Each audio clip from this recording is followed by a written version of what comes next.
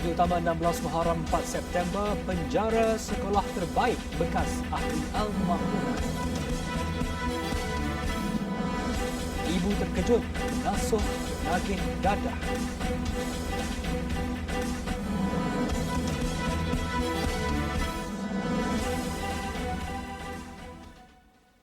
Bismillahirrahmanirrahim. Assalamualaikum warahmatullahi wabarakatuh. Berita Al-Hijrah malam ini bersama saya, Adi Akmal Shahrum. Peluang kedua selepas dikurniakan pengampunan yang di-Pertuan Agong pada 17 Ogos lalu akan dimanfaatkan bagi membina semula kehidupan yang lebih baik. Menurut bekas ahli Al-Ma'munah yang ingin dikenali sebagai Ahmad, 49 tahun, kemahiran yang dipelajari selama 20 tahun di penjara, antaranya seni ukir, akan diguna sebaik mungkin. Ikuti laporan eksklusif yang disediakan Wakil TV Al-Hijrah Terengganu, Nurul Nadia Ghazali dan Kamal Rudin Taib. Ahmad merancang untuk memelihara ternakan serta membina bengkel ukiran kayu dan perabot bagi mencari pendapatan dan memajukan diri. Buat masa ini, dia perlu menyesuaikan diri dengan persekitaran baru sebelum mencari modal permulaan untuk menjalankan pekerjaan yang dirancang. Ketika tu nak buat ternakan tu lah. Tu Gunakan skill yang kita dapat dalam penjara tu. skill yang tu.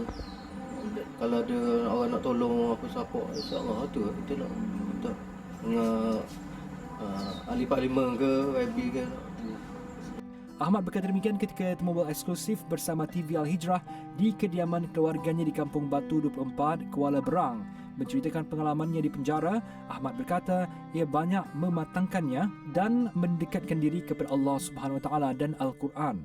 Sepanjang di situ dia sudah khatam Al-Quran lebih 170 kali dan sentiasa berdoa agar dibebaskan meskipun dihukum penjara sepanjang hayat yang tiada tarikh bebas khusus. Apa yang paling dirinduinya ketika itu selain keluarga ialah bulan purnama yang tidak pernah dilihatnya semenjak dimasukkan ke penjara.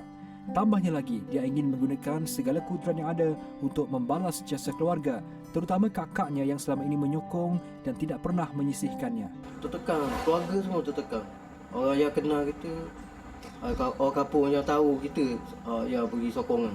Orang yang tak tahu apa cerita sebenar, ini takut je. Keluarga tetap bersama kita. Keluarga tetap dengan kita. Tak diabaikan keluarga. Tak apa. Kita akan balas budi Nak lah. balas budi dia. Sebelum ini dia sering berdepan kecaman dan hinaan masyarakat, tetapi dia bersyukur kerana dikurniakan keluarga yang sangat memahami. Ahmad juga bersyukur kerana kepulangannya disambut oleh rakan-rakan dan orang kampung dengan hati terbuka serta memberi sokongan yang penuh.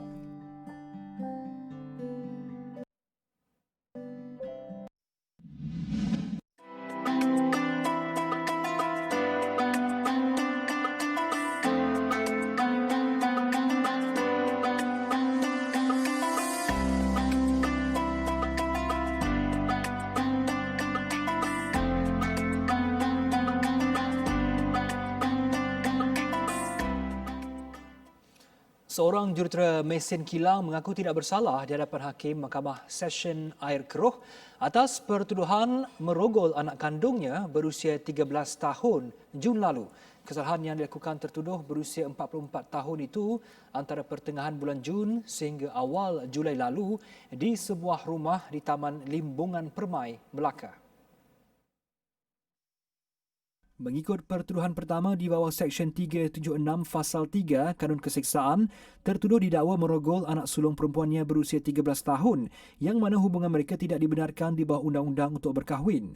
Bagi kesalahan itu, tertuduh yang juga bapa 5 anak berdepan hukuman penjara antara 8 dan 30 tahun serta tidak kurang 10 sebatan jika sabit kesalahan. Berdasarkan pertuduhan kedua, tertuduh turut melakukan cubaan rogol terhadap mangsa sama dan didakwa mengikut Seksyen 376-B 511 Kanun Sama yang memperuntukkan hukuman sama seperti kesalahan merogol. Tertuduh turut berdepan pertuduhan di bawah Seksyen 15-I Akta Kesalahan Seksual Terhadap Kanak-kanak AKSTK 2017 kerana melakukan amang seksual bukan fizikal dengan cara menunjukkan video seks kepada mangsa sama. Kes akan disebut semula 5 Oktober depan. Lain pula di Kedah, seorang wanita tidak menyangka sepasang suami isteri yang mengasuh anaknya sejak 8 bulan lalu rupa-rupanya penagih dadah. Perkara itu terbongkar selepas pegawai Agensi Anti Dedah Kebangsaan AADK Kubang Pasu menghubunginya memaklumkan anak lelakinya berusia 4 tahun yang diasuh pasangan itu dibawa ke pejabat AADK berikutan penahanan pasangan suami isteri di rumah mereka dekat Taman Mahsuri. Ketika ditahan, pasangan itu berada dalam rumah bersama dua anak mereka berusia 8 dan 5 tahun serta seorang kanak-kanak lelaki yang diasuh mereka berusia 4 tahun. Kesemua mereka kemudian dibawa ke pejabat AADK Kubang Pasu untuk tindakan lanjut sebelum dua anak pasangan itu diserahkan kepada keluarga mereka. Manakala kanak-kanak lelaki yang diasuh itu diserahkan kembali kepada ibunya. Wanita berusia 41 tahun itu yang mahu dikenali sebagai Nur berkata dia mengenali wanita yang mengasuh anaknya sudah lama kerana tinggal berjiran dengan rumah ibunya menyebabkan dia percaya untuk meninggalkan anaknya. Dia bekerja dengan sebuah agensi swasta di Kuala Nerang manakala suaminya bekerja di Perak. Tadi saya memang terkejut sangatlah. Saya terkejut, lepas tu macam-macam perasaan lah, risau dekat anak. Tak ada suspek apa lah sebab tak ada curiga apa sebab kalau tengok daripada ciri-ciri dari rumah dia, cara dia jaga anak-anak, mengasuh, kira okey. So tak ada masalah dengan dia. Tak pinjam duit ke apa kan? Kadang-kadang lah, tapi dia baik balik. Sementara itu, ujian saringan awal terhadap pengasuh wanita dan suaminya yang masing-masing berusia 33 tahun itu mendapati mereka positif metamfetamin. Pengasuh itu mendakwa dia mengambil dadah selepas dipaksa suaminya yang juga penagih tegar. Suami saya ni ada masalah dengan mak saya lah. Mak saya halau sebab suami saya bagi nasihat kat mak saya, dia tengah halau je rumah. So, dari situ dia ambil balik izin ni. Abang saya sendirilah yang bawa benda masuk rumah. Berapa kali kita tangkap? Susah ni. Suami berapa kali? Susah juga.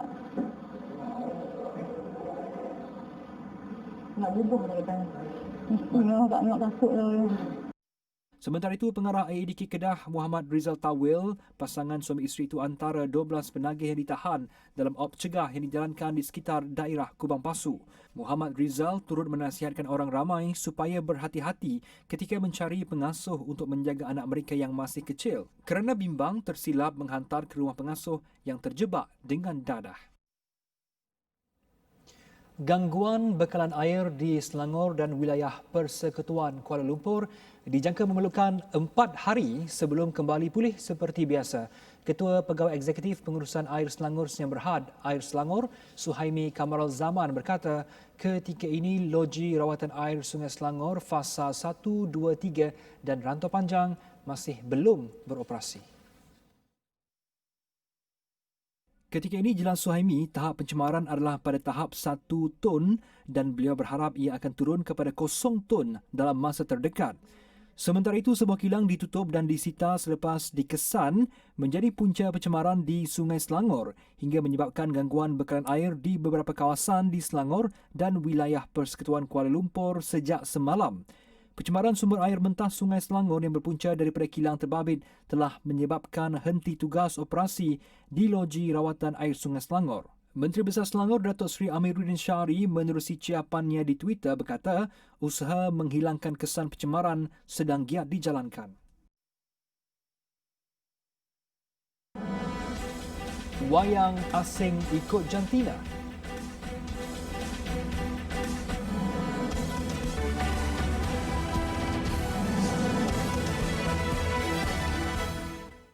Bertemu kembali, Tanjung Golden Village Cinemas TGV umum garis panduan pawagam baharu di Mesra Mall, Kemaman, Terengganu dengan melaksanakan pengasingan tempat duduk mengikut kategori lelaki, perempuan dan keluarga bermula 3 September. Dalam kenyataan di laman Facebook rasminya, syarikat pawagam itu memaklumkan pelaksanaan itu berdasarkan garis panduan yang telah ditetapkan oleh Majlis Perbandaran Kemaman MPK bagi industri hiburan di Terengganu.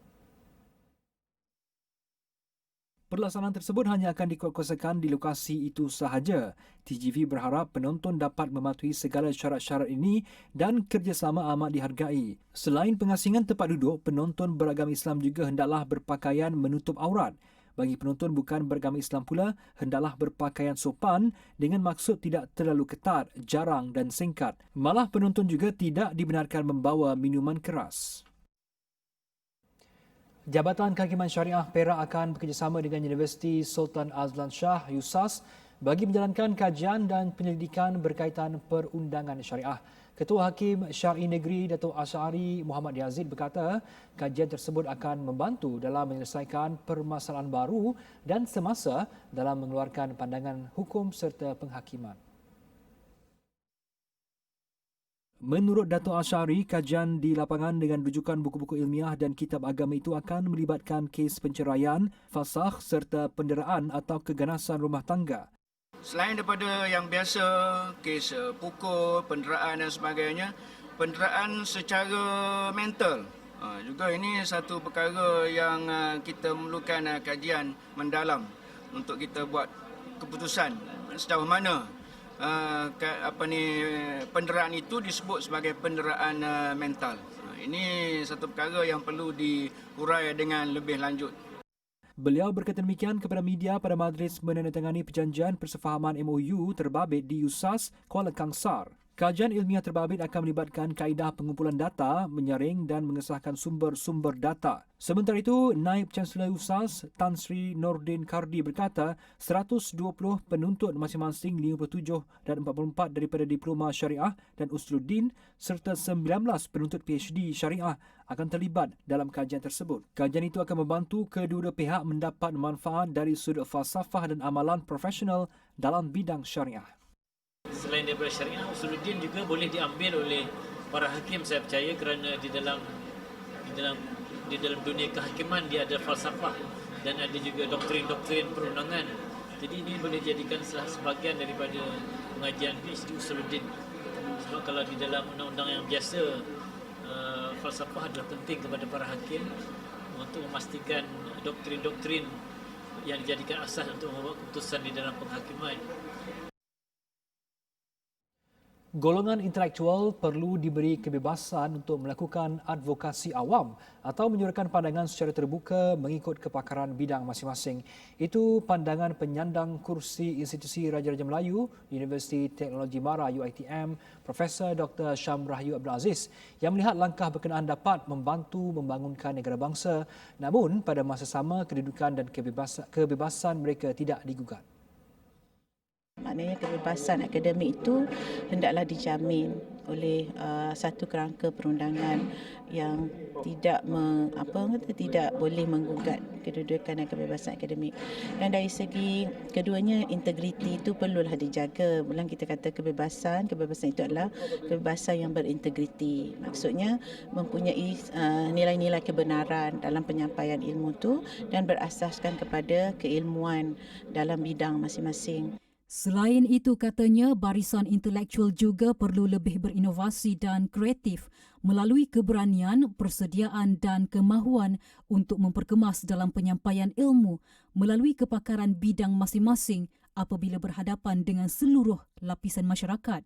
Sementara itu, Profesor Pusat Pengajian Sains Kemasyarakatan Universiti Sains Malaysia USM, Profesor Dr. Siva Murugan Pandian berpandangan setiap golongan intelektual juga perlu keluar dari kepompong keselesaan dan mendampingi orang ramai meskipun kecanggihan digital masa kini antara punca wujudnya jurang antara golongan itu dengan masyarakat. Kita tidak boleh memberikan alasan bahawa ada kekangan menyebabkan kita tidak mampu untuk meneruskan penyelidikan yang akan membolehkan kita memasyarakatkan ilmu. Kedua-dua mereka ditemui TV Al-Hijrah selepas menjadi panel dalam program Bicara Kenegaraan Siri 1 yang membincangkan mengenai intelektualisme dan pembangunan negara bangsa di mana dan ke mana kita. Anjuran Kementerian Pengajian Tinggi yang diadakan di Putrajaya. Sudah 63 tahun negara mengecap kemerdekaan. Hargailah pengorbanan yang telah dilakukan oleh perwira negara. Menyumbanglah ke tabung pahlawan Angkatan Tentera Malaysia sekarang. Haziq, jumpa kau kat sekolah ya. Bye. Bu, bila ya nak balik?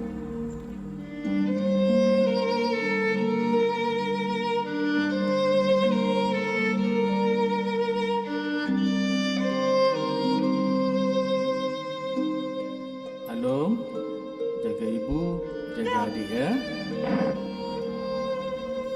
Kerinduan itu kian dirasai bersama penantiannya meniti hari.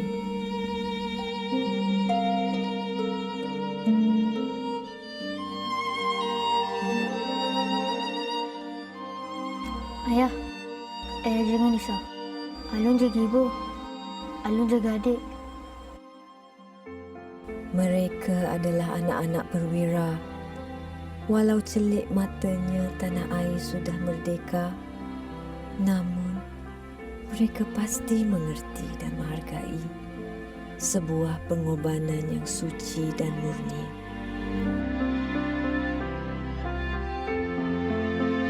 Mereka layak diberi penghormatan atas segala pengorbanan yang telah dilakukan. Bantulah mereka dengan menyumbang ke tabung pahlawan. Sumbangan boleh disalurkan ke akaun Maybank yang tertera di bawah.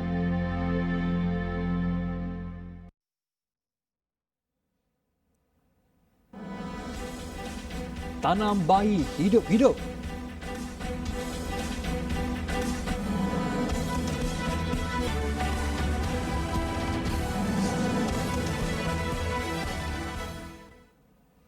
Bertemu kembali, 42 hotel menerima logo pengiktirafan penginapan pelancongan Mesra Muslim MFAR.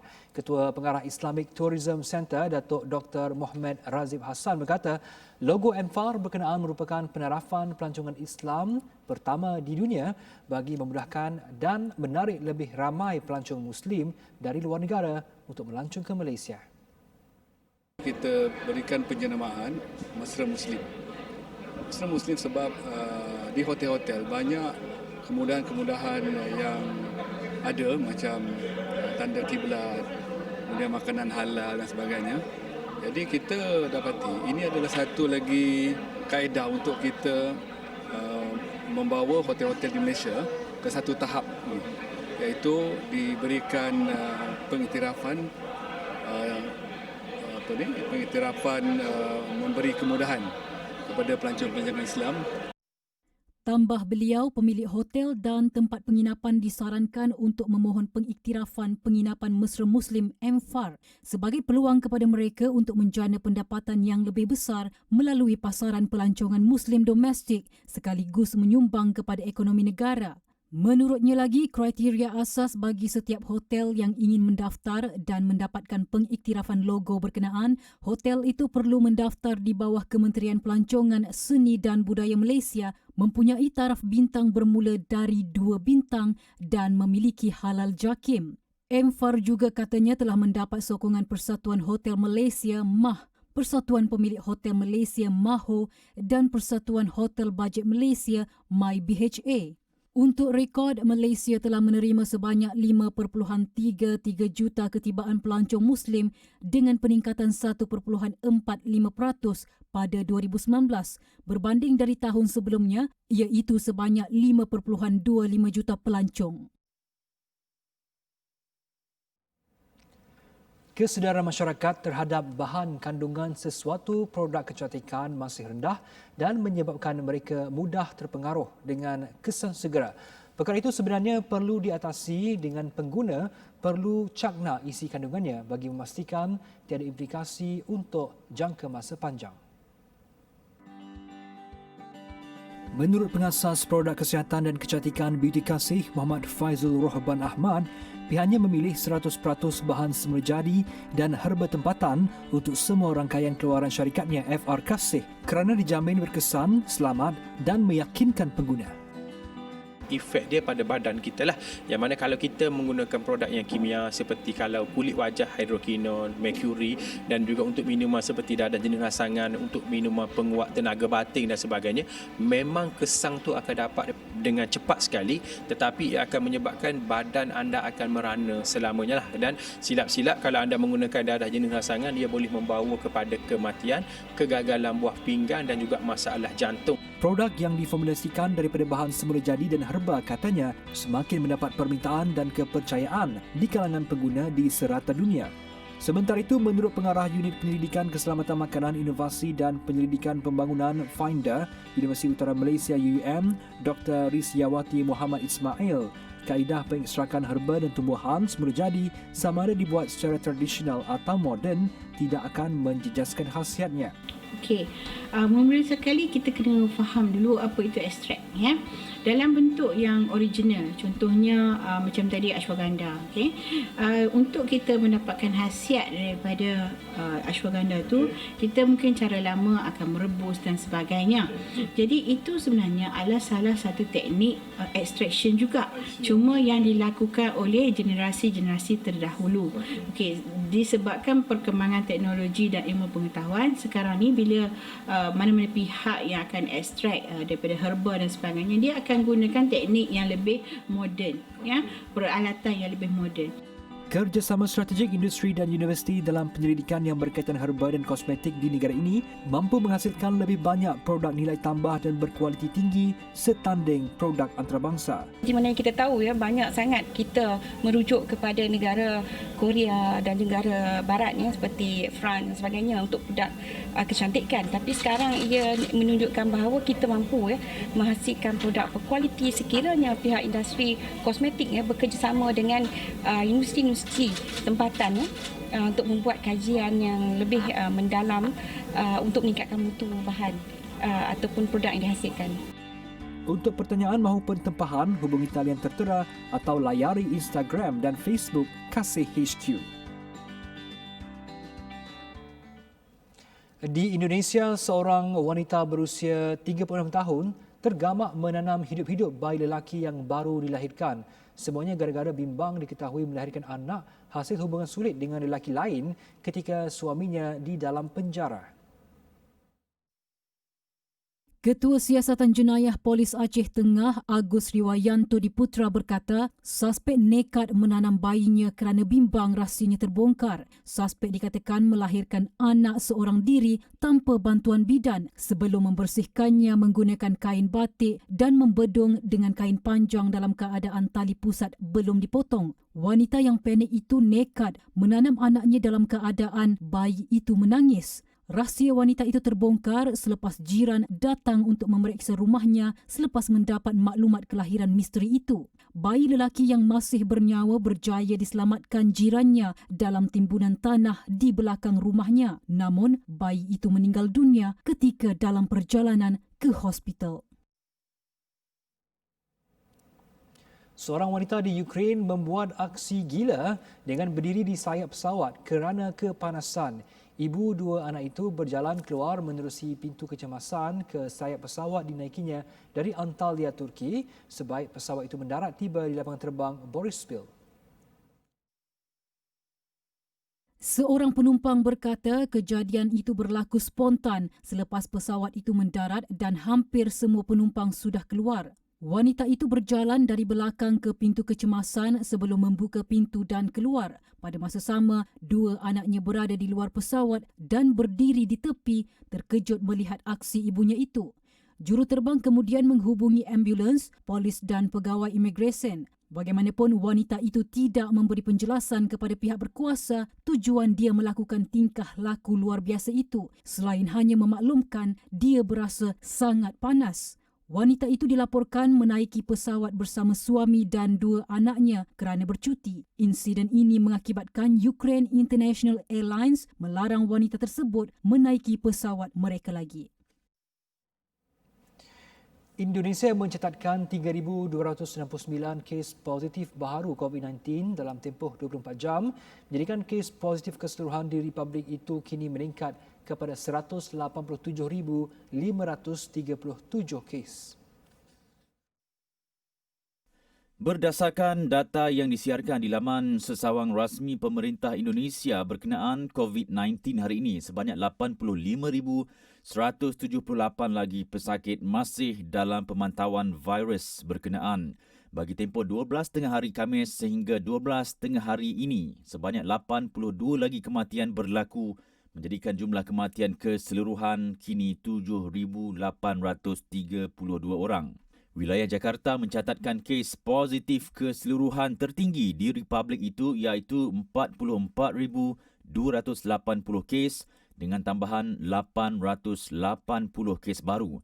Jawa Timur mencatatkan jumlah kematian keseluruhan tertinggi iaitu 2,488 orang, diikuti Jakarta 1,252, Jawa Tengah 1,066, Sulawesi Selatan 368 dan selebihnya di 32 provinsi yang lain. Dengan itu sekian berita Al-Hijrah. Terima kasih kerana menonton. Assalamualaikum warahmatullahi wabarakatuh.